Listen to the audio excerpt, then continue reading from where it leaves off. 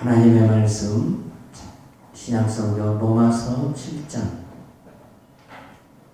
18절에서 25절에 있는 말씀까지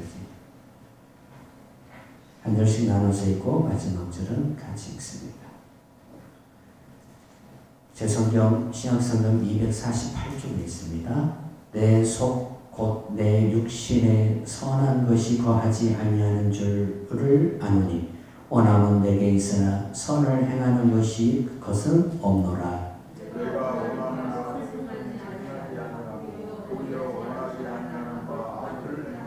만일 내가 원하지 아니하는 그것을 하면 이를 행하는 자는 내가 아니요 내 속에 거하는 죄니라. 그러므로 내가 한 법을 깨달았노니 곧 선을 행하기 원하는 나에게 악이 함께 있는 것이로다. 내 속사람으로는 하나님의 법을 즐거워하되 내 지체 속에서 한 다른 법이 내 마음에 덮다 싸워 내 지체 속에 있는 죄의 법으로 나를 사로잡는 것을 보는구나. 오라 나는 곤고한 사람이로다. 이 사망의 몸에서 누가 나를 건져내랴. 우리 주 예수 그리스도로 말미암아 하나님께 감사하리로다.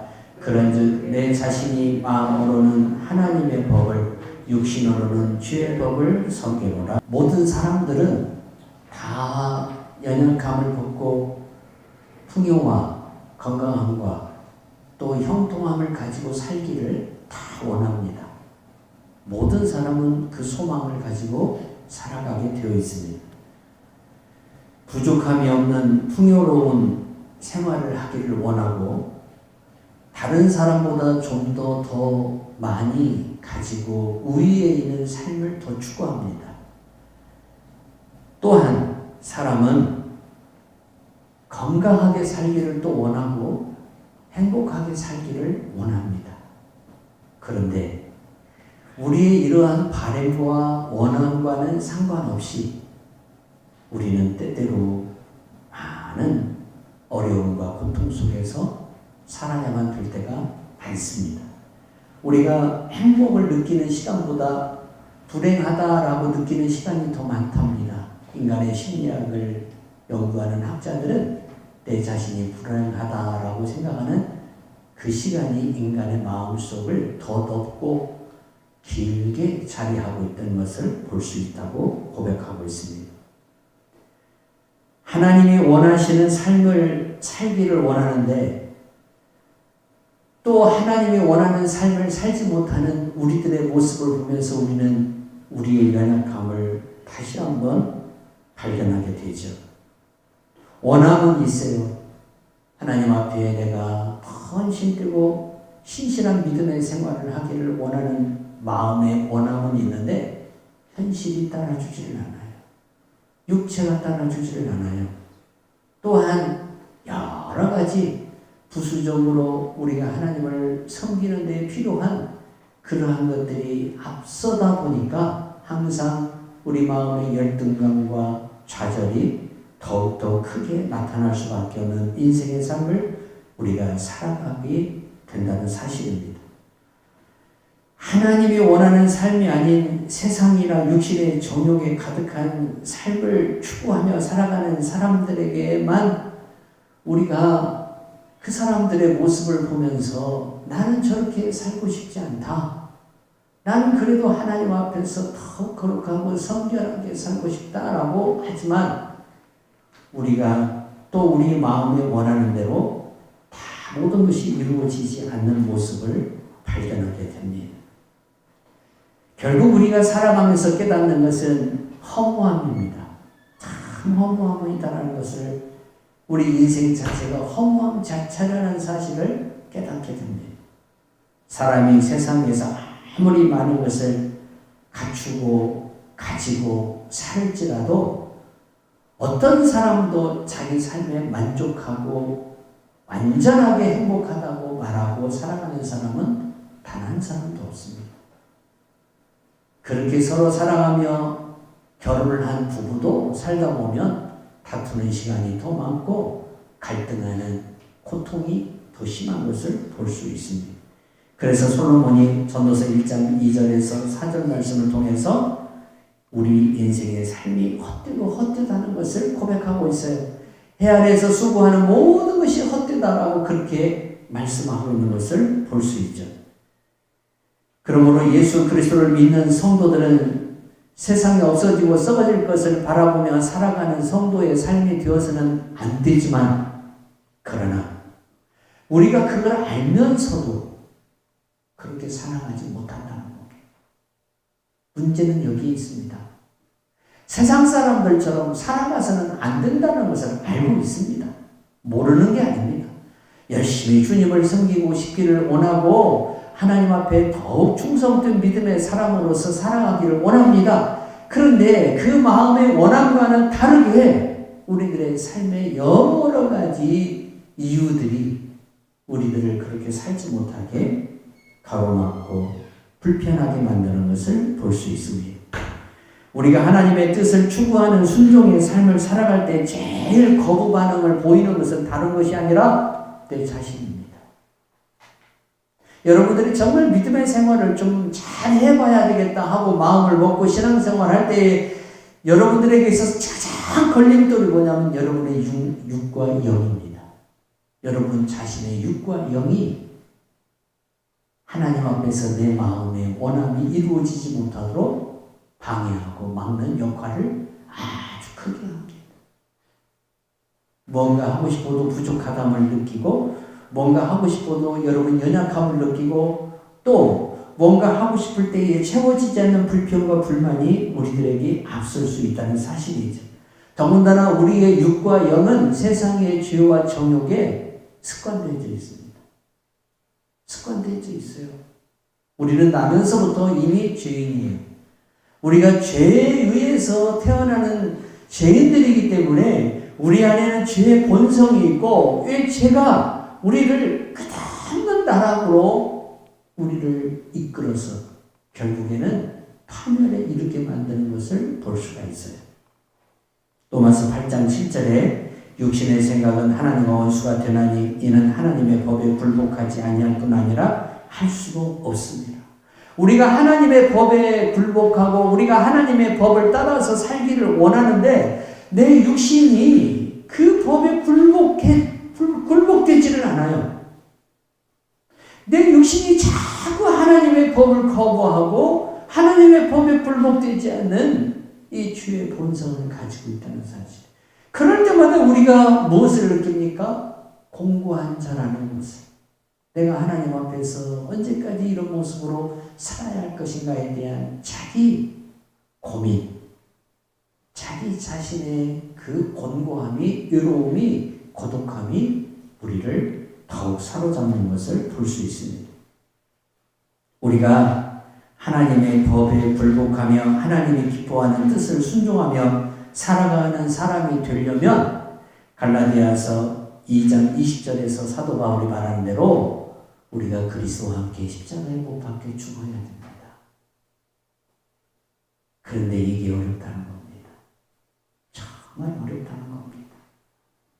여러분, 십자가에 내가 그리스도와 함께 못 박혀 있습니다. 영어 성경을 보면 못 박힌 것이 단위적 사건으로 나오는 게 아니라 계속해서 내가 십자가에 못 박혀 있는 상태로 있다고 그렇게 말씀합니다. 못 박혀 있는 것이 현재 진행형으로 되어 있어요. 내가 계속 하나님의 그리스도의 그 십자가에 같이 못 박혀 있다는 사실입니다. 주님이 죽을 때 내가 같이 죽었습니다. 그럼에도 불구하고 여전히 우리는 살아있습니다. 이게 문제라는 겁니다. 내가 하나님의 법에 굴복하기를 원하고 내가 그리스도의 십자가에서 죽기를 원하는데 내가 죽고 내 안에 계시는 성령님이 내 안에 계시는 그리스도께서 살아나기를 원하는데 그럼에도 불구하고 우리 자신의 육이 여전히 살아서 주의 본성을 가지고 있는 영이 우리들을 사로잡아서 우리가 하나님의 법에 굴복하지 못하도록 만들고 있다는 사실입니다. 그래서 사도 바울은 고린도전서 9장 27절에서 뭐라고 자기 자신을 고백하냐면 내가 내 몸을 쳐 복종하게 하면 내가 남에게 전파한 후에 자신이 도리어 버림을 당할까 두려워하미로다. 가톨릭 사제들은 이 말씀을 통해서 어떻게 하냐면 길다란 대나무 하나를 준비해가지고 자기 몸을 때립니다. 자기 몸을 때려요. 그래서 자기를 쳐서 그리스도께 복종해 보려고 합니다. 여러분, 이러한 방법은 스님들도 합니다. 스님들도 이만한 봉을 가지고 자기 몸을 쳐서 자기 정욕이 자기 안에서 왕노릇 하지 못하게끔 자꾸만 노력을 수행을 합니다. 그러나 그 수행을 그렇게 함에도 불구하고 육신의 정욕 우리가 이길 수 없다는 겁니다.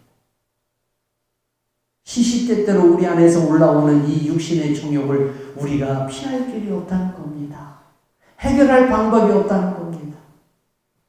그래서 우리는 연약한 자들입니다. 하나님의 법에 순종하기를 원하고 하나님의 뜻을 따라서 살기를 간절히 원하지만 그러나 우리 안에서 나타나는 이 죄의 본질, 이 죄의 본성들, 이 육신의 법이 여전히 나를 사로잡고 나를 사망으로 끌고 내려간다는 사실입니다. 성도 여러분, 참는 것도 몇 번이죠. 자꾸 누군가의 뜻을 건드리면 화를 낼 수밖에 없죠. 화를 내고 난 뒤에 우리가 후회를 합니다. 한 번만 더 참을까? 주님이 인내하라고 그랬는데 왜 나는 그러지 못했을까? 이런 생각을 우리가 많이 하게 돼요. 그게 우리가 육신을 가진 몸의 모습이라는 사실입니다. 좀 부유하였으면 하는 마음이 있지만 우리는 한계에 부딪힙니다. 아무리 우리가 가지고 있다 할지라도 한계에 부딪힙니다. 능력이 있으면 얼마나 좋을까? 내 아픈 몸을 내가 손을 얹어 기도할 때 내 몸이 한순간에 낫는 역사가 일어나면 얼마나 좋을까? 그런 간절한 마음이 있고 그런 기도도 아마 해본 줄로 압니다. 그런데도 하나님은 그런 능력을 내게 주시지를 않는, 그리고 여전히 연약함을 가지고 의사 앞에 찾아가야 되고 의사 앞에 고개를 숙여야 되고 아쉬운 소리를 해야 되는 내 연약한 모습으로 나를 이끌고 있다는 사실입니다.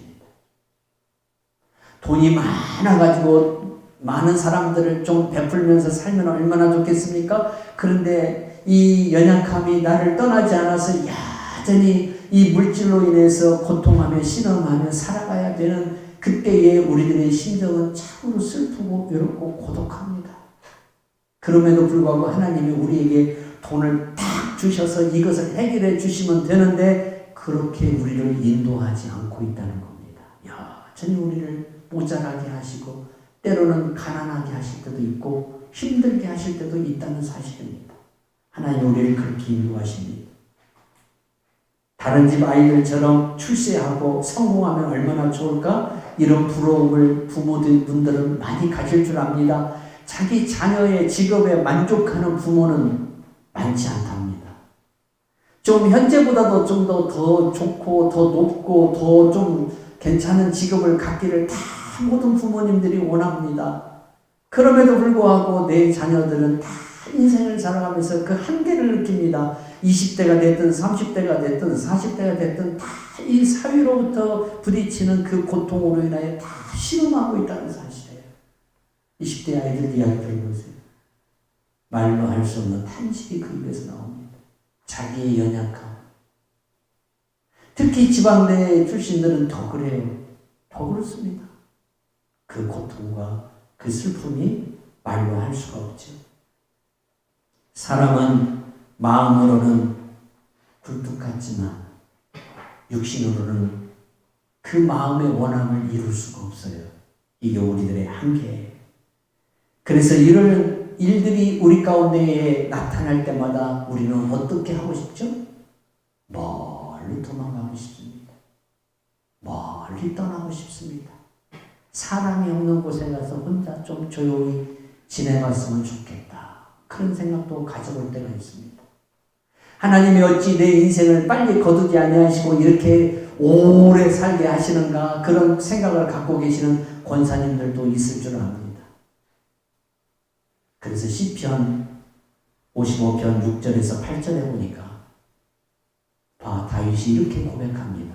같이 읽어요. 나는 말하기를 만일 내가 비둘기같이 날개가 있다면 날아가서 편히 쉬리로다. 내가 멀리 가서 광야에 머무리로다. 내가 나의 피난처로 속히 가서 폭풍과 광풍을 피하리로다 하였도다. 아멘. 얼마나 인생이 힘들었으냐. 마음에 원하는 바 뜻이 이루어지지 않고 자꾸만 반복되어지는 고통이 겹쳐서 올 때에 다윗도 비둘기같이 어디 멀리 날아가서 한적한 곳에 좀 거하고 있으면 좋겠다라는 고백을 하는 것을 볼 수 있어요. 성경에 나오는 위대한 신앙의 인물들마다 다 여러분 한 번에 그렇게 다 잘 되고 하나님 앞에 인정받은 사람은 단 한 사람도 없습니다. 모세도 끝없는 자기 고통이 있었습니다. 그 연약함 앞에 여러분 모세가 무슨 연약함이 있습니까? 지팡이만 휘둘르면 손오공처럼 모든 것을 할 수 있는 사람이 모세잖아요. 안 그래요? 지팡이만 휘두르면 다 되잖아요, 모세는. 아마 우리는 모세를 서유기에 나오는 손오공과 비슷한 인물로 볼 수도 있어요. 손오공이 손에 있는 지팡이만 흔들면 다 돼, 모든 것이. 모세도 손에 있는 지팡이만 흔들면 다 돼. 그런데 안 되는 게 있어요. 사람과 사람과의 관계예요. 이 관계에서 모세는 엄청난 부딪힘을 받습니다. 그리고 끝도 없는 자기의 나락으로 떨어지죠. 그래서 하나님 앞에 뭐라고 합니까? 내 생명을 거둬가라 합니다.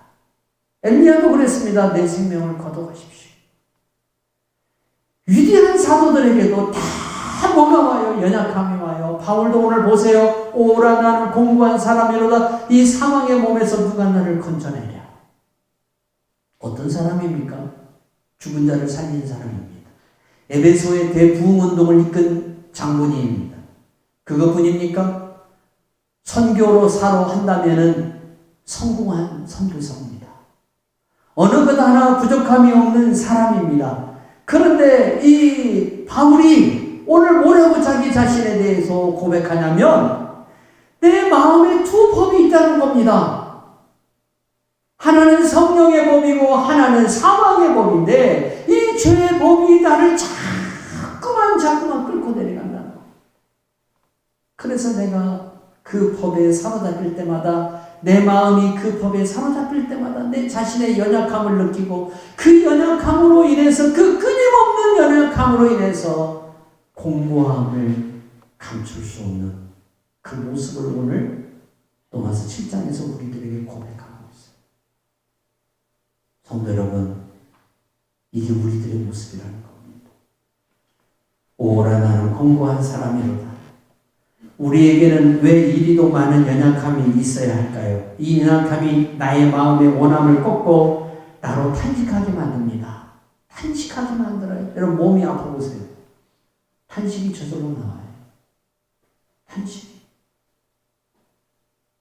그 연약함 앞에 우리가 할 수 있는 게 없어요. 할 수 있는 게. 그래서 우리는 슬프고 외롭고 고독해지는 거예요. 연약함은 그리스도인으로서 삶을 상실하게 해요. 그 삶의 의미를 무가치하게 만들어요. 내가 뭔가 좀 성령의 기름 부음과 인도하심이 확실하게 내 눈앞에 보이고 내 손에 쥐어질 때는 내가 행복을 느끼고 기쁨을 느끼고 살아갈 수 있는데 내가 연약함에 끊임없이 붙들릴 때에 우리는 어떤 생각이 들어요? 삶의 가치, 삶의 의미를 상실하게 되어버린다는 사실입니다. 이렇게 살아서 뭐하냐? 이러한 생각을 가질 수밖에 없죠. 사역자들에게도 이 연약함은 끊임없이 찾아옵니다. 현대사회는 모든 게 다 의식주의입니다. 모든 게 눈으로 보이는 그러한 것으로 판단되는 시대이기 때문에 어떤 규모와 시스템을 갖추지 않으면 여러분 항상 그 사람은 세상에서 도태되어진 그런 상태로 살아갈 수밖에 없습니다. 세상이 그렇습니다.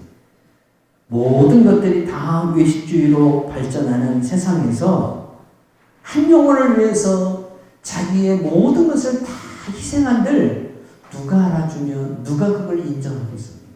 하나님은 알아주시고 하나님은 인정하고 계시지만 사람들은 그러지를 않습니다.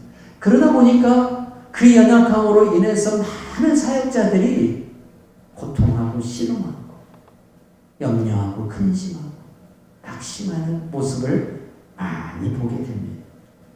모든 것이 물질적 가치의 최고의 점수를 주는 시대에 우리들이 살고 있어요. 그러다 보니까 내세를 바라보는 믿음은 세상에서 누가 알아주지를 않아요. 내가 주님을 나라를 생각하고 주님의 나라를 바라보면서 서쪽에 붉은 노을이 들 때에 주님의 임재가 가까워졌다는 그 생각을 가지고 내가 믿음으로 끊임없이 나아갈 때에 사람들은 알아주잖아요. 내가 큰 부자가 되고 어떤 기도의 제목이 펑펑 터지고 어떤 일들이 우리 눈에 보기에 두드러지게 나타날 때에 사람들은 당신의 하나님은 살아계시다라고 이야기를 해요. 그러나 우리가 연약함에 사로잡혀서 부족함에 사로잡혀서 허덕이고 있을 때 사람들은 나에게 말하기를 당신의 하나님이 당신을 사랑합니다 라고 말하기가 쉽지는 않다는 사실입니다. 왜? 사람들은 모든 것을 눈으로 보는 대로 판단하기 때문에. 그 삶을 들여다보는 게 아니라 눈에 보이는 대로 판단하기 때문에. 그 연약함의 고통은 갈수록 커질 수밖에 없다는 사실이죠. 오늘날의 교회들도 여러분 보세요. 모든 것이 다 외모주의잖아요. 외모가 여러분 화려하고 크면 성공한 교회고 그렇지 않은 교회는 다 실패한 교회로 그렇게 치부하고 있습니다. 이 판단을 정확하게 하실 분은 하나님밖에 없습니다. 계시록 2장 3장을 보십시오. 당대의 거대한 교회였던 사대교회, 이 교회는 당대에 4,000명 모였습니다. 굉장히 큰 교회입니다. 그런데 그 교회를 향해서 우리 주님께서 뭐라고 말씀하십니까? 네가 살았다는 이름은 가졌으나 실상은 죽은 자로다. 죽은 자로다. 자기들은 살아있다, 자기들은 굉장히 성공했다라고 이야기하는데 주님이 봤을 때는 뭐라고 이야기하고 있냐면 죽은 자로다라고 말씀하고 있어요. 그러나 이렇게 주님이 주님 앞에서 살아가는 사람들을 인정함에도 불구하고 일단 사람들의 눈에 모든 것들이 부족하고 연약하고 보이기 때문에 또 내 자신이 거기에 굴복되기 때문에 주님이 우리를 사랑하시고 인정함에도 불구하고 우리는 여전히 낙심과 절망에 사로잡혀 살아가기가 쉽다는 사실입니다. 바울은 이렇게 말합니다. 내가 원하는 바 선은 행하지 아니하고 도리어 원하지 아니하는 바 악을 행하는다.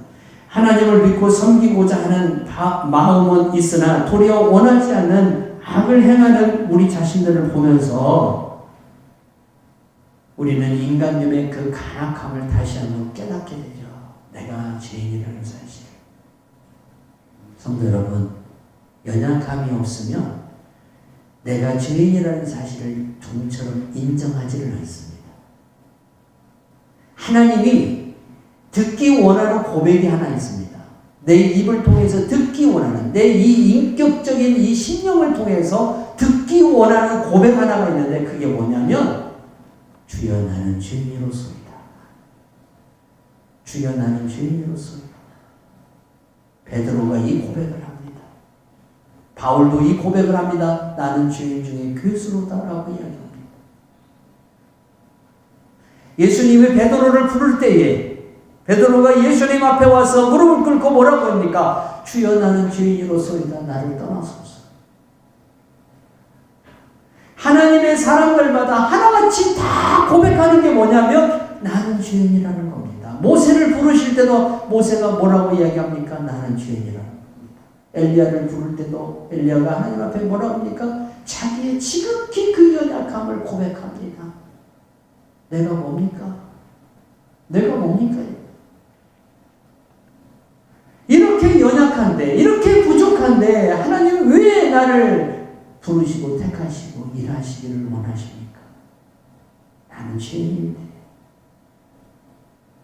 성도 여러분, 죄인이라는 사실을 고백하지 않으면, 이걸 깨닫지 않으면 우리가 하나님 앞에서 어떤 자일까요? 내 의로 살아가는 사람이에요. 예수 그리스도의 의로 살아가는 사람이 아니라 내 의로 살아가는 사람.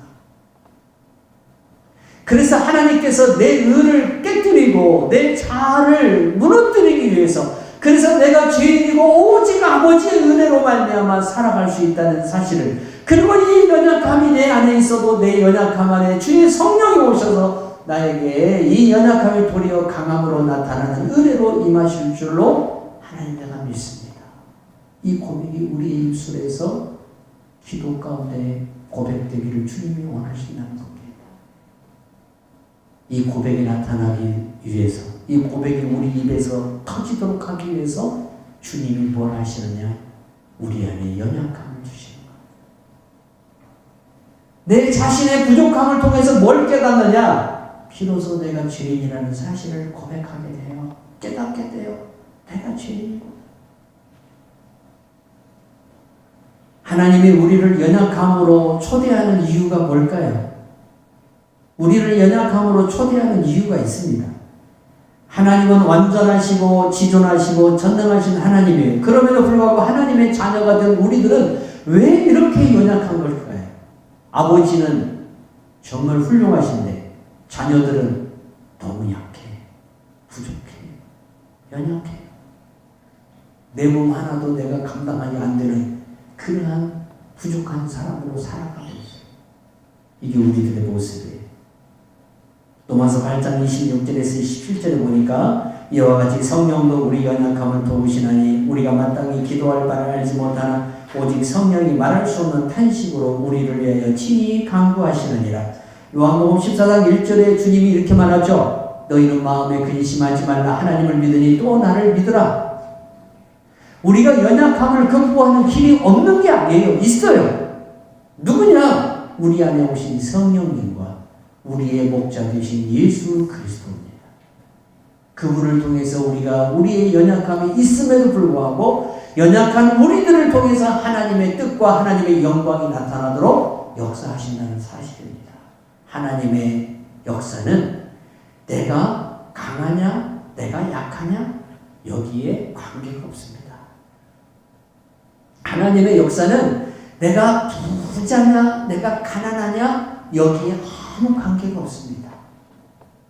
하나님의 역사는 가난한 자를 통해서 부하게 역사하시고 연약한 자를 통해서 강하게 역사하는 하나님이시기 때문에 나의 안에 갖추어진 용량에 상관없이 하나님은 일하신다는 겁니다.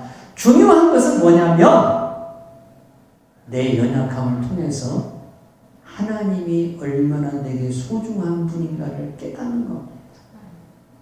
하나님만이 나의 힘이시고 나의 바위시고 나의 산성이 되시고 방패가 되신다는 사실을 깨닫는 겁니다.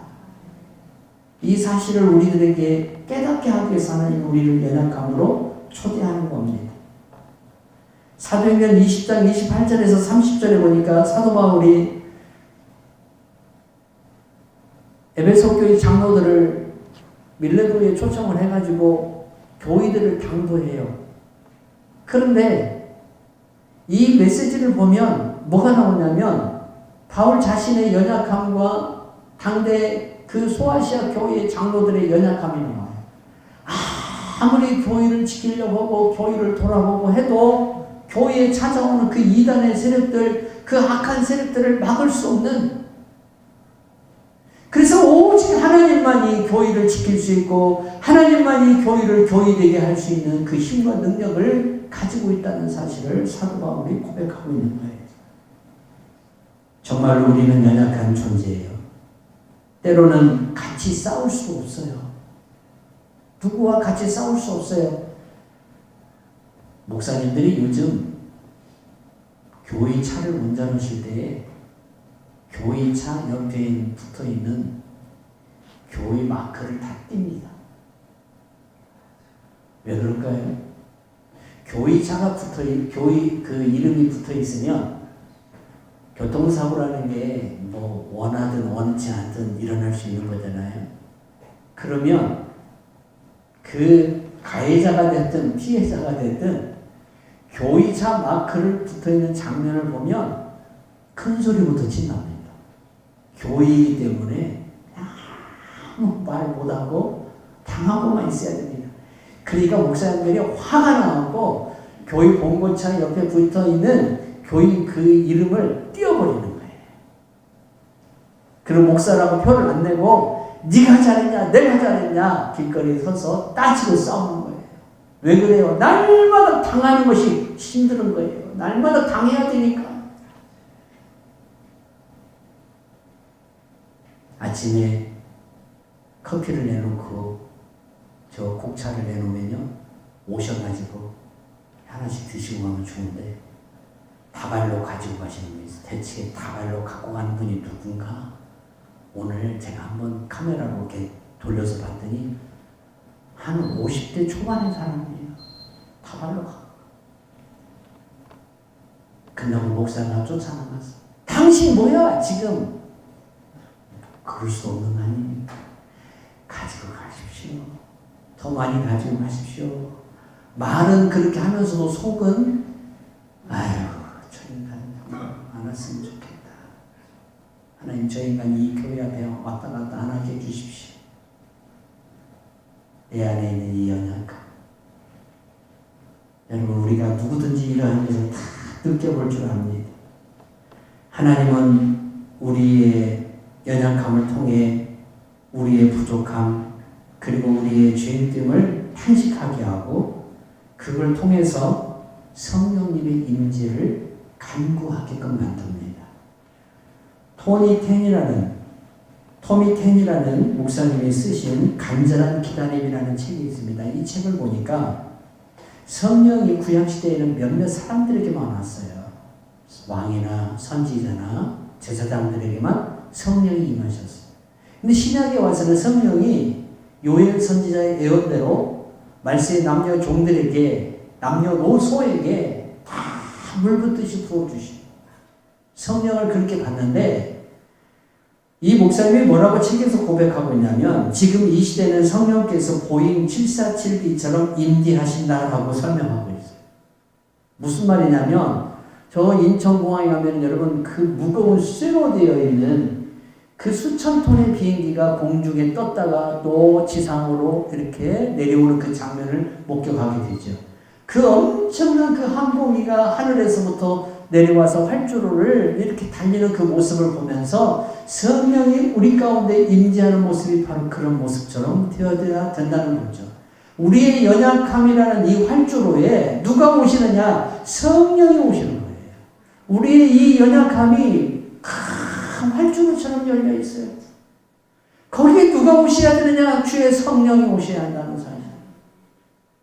성령이 오셔서 나를 이끄시고 나를 도우시고 나와 함께 하셔야 한다는 사실입니다. 왜 내가 연약하냐? 성령님이 내 안에 오시기 위해서. 성령님이 내 안에 오시기 위해서. 내가 왜 부족하고 내가 왜 모자랄까요? 성령님이 내 안에 오신 성령님이 나를 채워주시기 위해서. 그래서 여러분 성령님은 어떤 분이라고 했어요? 보혜사가 너희에게 와서 너희를 인도할 것이고 생각나게 할 것이고 우리 주님이 성령에 대해서 말씀하실 때에 파라크네 텄으로 우리를 도와준다. 우리를 인도해 준다. 그래서 여러분이 기도할 때 누구에게 도움을 구해야 돼요? 성령님께 구해야 돼요. 성령님 도와주시옵소서. 내가 연약합니다. 내가 부족합니다. 내가 건강이 연약합니다. 내가 물질이 연약합니다.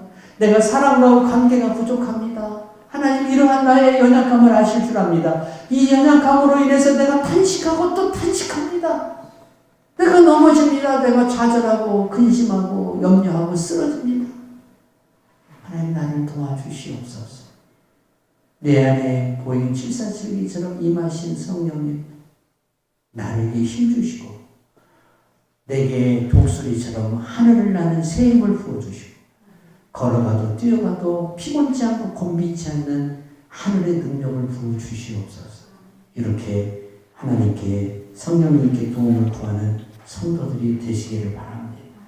연약함이 있을 때 예수님이 얼마나 위대하신 분인가를 깨닫게 됩니다. 연약함이 있을 때. 연약함이 없으면 예수님을 필요로 하지 않아요. 여러분, 완벽한 사람들일수록, 부자로 사는 사람들일수록, 뭔가 자기 안에 있는 스펙이 완벽하게 갖춰진 사람일수록 복음을 받아들이기가 힘들어요. 종처럼 열리지가 않아요. 그런 사람들이. 그러나 뭔가 고장이 났어요. 뭔가 좀 지금 삐그덕거려요. 뭔가 지금 문제가 터졌어요. 사고가 났어요. 골마서 썩어서 지금 문제가 생겼어요. 그럴 때에 여러분 어떤 사람, 그럴 때에 하나님의 복음을 받아들이기가 더 쉽다는 사실. 그래서 여러분 전도가 더 효과적으로 나타나는 데가 병원이에요. 입원 환자들, 이분들이 더 복음을 빨리 영접하는 것을 볼 수 있고, 연약함에 사로잡혀 있는 사람들일수록 더 복음을 빨리 접할 수 있다는 사실입니다. 성도 여러분, 연약함이 여러분의 선물이고 자랑거리라는 사실을 아십니까? 내 연약함이 나의 선물입니다. 나의 자랑거리입니다. 이 사실을 기억하십시오. 바울은 자기의 연약함을 자랑합니다. 요즘 우리 새벽에 고린도후서 계속 말씀 듣죠? 거기에서 여러분 바울을 한번 보십시오. 얼마나 연약합니까? 그 연약함이 말로 할 수가 없어요. 그런데도 그는 그 연약함을 자랑을 해요. 왜? 그 연약함이 하나님의 통로가 됐어요. 하나님의 강함이 나타나는 도구가 되어버리는 거예요. 내가 연약할 때에 하나님 앞에 눈물을 쏟게 돼 있어요. 내가 연약하면 하나님 앞에 눈물을 쏟아요. 도와주시옵소서. 내가 너무 힘듭니다. 그때 하나님의 역사가 일어나고 하나님의 능력이 나타나는 겁니다. 그래서 연약함은 나의 자랑거리가 되어야 한다는 사실입니다. 연약함, 자아를 아는 길입니다. 내가 누구인가? 내가 누구인가? 나는 어떤 존재인가? 이 사실을 우리가 연약할수록 더 많이 느낀다는 거예요. 내가 어떤 존재라는 사실을 깨닫느냐? 착해 어린아이 같은 존재라는 사실을 깨닫게. 나이를 먹을수록 더 그러고, 뭔가 우리가 한계에 부딪힐수록 뭘 느낍니까? 내가 어린아이 같다. 내가 이렇게 약하다. 라는 것을 알게 되고 깨닫게 됩니다. 그래서 우리에게 대장 되신 예수님이 필요한 겁니다. 그래서 치유자 되시는 예수님이 필요하신 겁니다. 그래서 여러분 우리의 길을 인도하시고 우리에게 쉴만한 물가로 인도하시는 예수님이 필요한 것입니다. 우리에게 연약함이 없다면 여러분 예수님 이름 부르겠습니까? 예수 앞에 나오겠습니까? 오늘 이 연약함을 감사하시기 바랍니다. 그리고 이 연약한 심령을 하나님 앞에 고백하시기 바랍니다. 시편 51편 17절 말씀 보니까 하나님께서 구하는 제사는 상한 심령이라 하나님이여 상하고 통회하는 마음을 주께서 멸시하지 아니하시리이다. 아멘. 하나님께서 원하시는 제사는 상한 제사예요. 하나님께서 원하시는 마음은 상한 마음이에요. 왜 상해요? 내가 연약하니까 상하는 거예요. 내가 연약하니까 속상한 거고, 내가 연약하니까 마음이 아픈 거예요. 그런 거예요. 그 상한 마음을 주님 앞에 가지고 나와서 주님 앞에 다 어떻게 하는 거예요? 고백하는 거예요. 주님이 그 제사를 받으시기를 원하시고, 주님이 그 상한 마음을 위로하시는 위로자가 되신다는 겁니다. 그리스도 예수의 이름으로 성령 하나님이 우리에게 위로의 은혜를 주셔서 우리의 연약함이 도리어 우리의 기쁨이 되고 감사가 되도록 만들어 주신다는 겁니다. 이 사실을 기억하고 성도 여러분 연약할수록 다 주님을 바라보고 믿음으로 나아가시기를